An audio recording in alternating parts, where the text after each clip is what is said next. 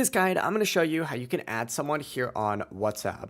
Before we do get into this guide, make sure to like the video and subscribe to the channel with all notifications on. It really does help the channel. It lets us know that you want more content like this. We'd greatly appreciate it. And it really does help us out. Lets us know that you want more content like this. On top of that, if you have any questions, ask them down below. I'm going to be doing my best to reply to every single comment down there. But open up WhatsApp first, and what you need to do is just look up in the top right. You're going to see like a little plus icon on there. Go ahead and select that. And then from here, you need to find the specific option to add them as a new contact. So go ahead and select new contact just like so. And this is where you can input in their first name, their last name, and their phone number. But the most important thing is by far just making sure that the country code is correct as well. If it's not correct, it will not work.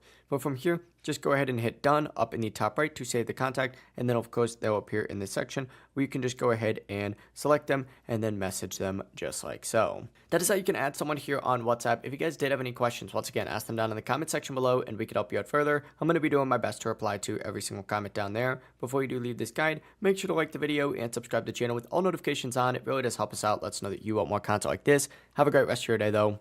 Peace.